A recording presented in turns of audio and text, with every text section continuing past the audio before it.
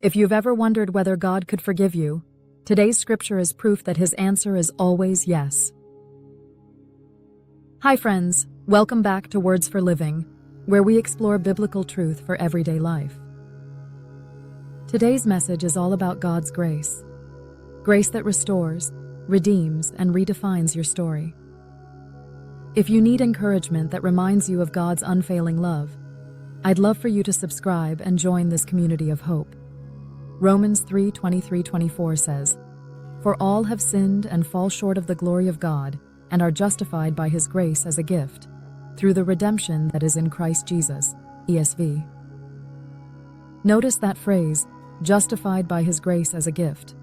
In the original Greek, justified is a legal term, meaning to be declared righteous, as if the charges against you were dropped.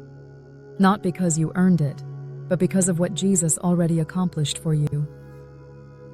We all know what it feels like to fail. Sometimes it's something small, like losing your temper in traffic or speaking a harsh word you wish you could take back. Other times it's something heavier, choices that damage relationships, habits that keep us trapped, or sins that leave us ashamed. No matter the scale, failure has a way of sticking with us. It whispers lies in our ears.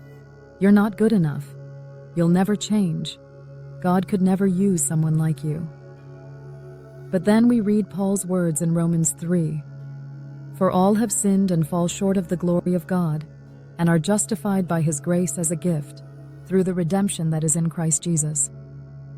These verses remind us that failure is a universal experience. Every person who has ever lived, except Jesus himself, has fallen short. None of us measure up to God's perfect standard. That might sound discouraging at first, but it's actually the foundation for incredible hope. Paul doesn't stop with "all have sinned." He goes on to say, "and are justified by his grace as a gift." To be justified is a powerful thing. In the language Paul used, it means to be declared righteous in a courtroom setting. Imagine standing trial, guilty of every charge. The evidence is undeniable. You brace yourself for the punishment you deserve, but instead, the judge declares you innocent. How? Because someone else took your place. That's what Jesus did at the cross. He bore the penalty for our sins so that we could walk free. This is why Paul emphasizes that justification comes by his grace as a gift. You and I cannot earn it. It doesn't come by doing enough good deeds to outweigh the bad, or by proving ourselves religiously devoted, or by trying to appear put together on the outside. Grace is not a paycheck we earn, it's a gift we receive. And it's offered freely, without condition, through Jesus Christ.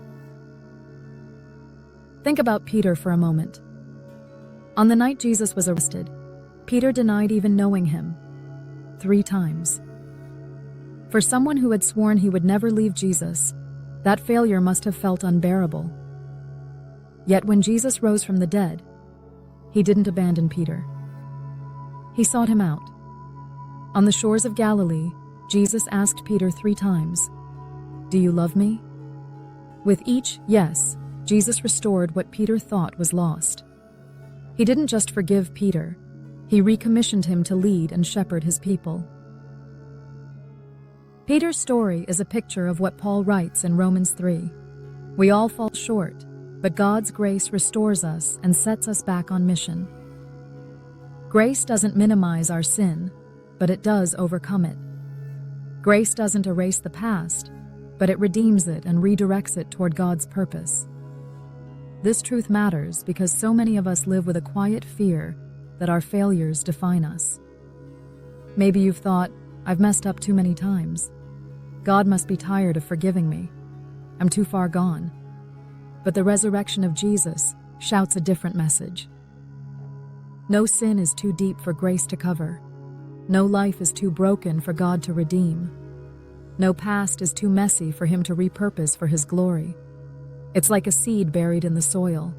From the outside, it looks dead and forgotten. But beneath the surface, life is stirring. Redemption works the same way. What seems like failure is often the very ground where God grows something new. Paul himself, once a persecutor of Christians, was transformed into one of the greatest apostles. Peter, once a man defined by denial, became a bold leader of the early church.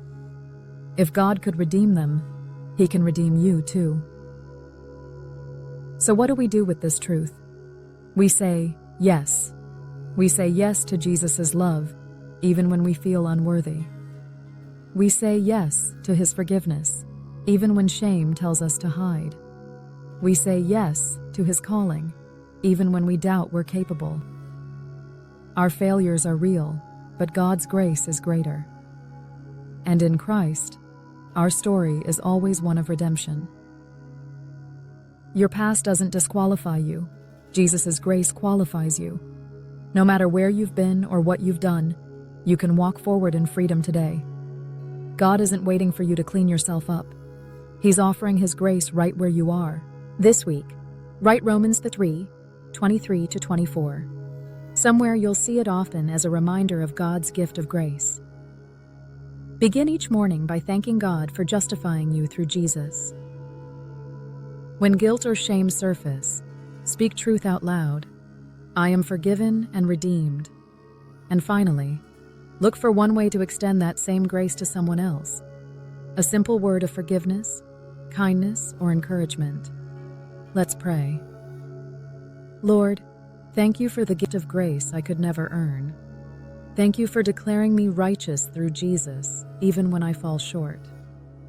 Help me to live in the freedom you've given me and to extend that same grace to others. Keep my heart rooted in your love today. In Jesus' name, amen. Remember, God's grace is bigger than your past, stronger than your failures, and deeper than your doubts.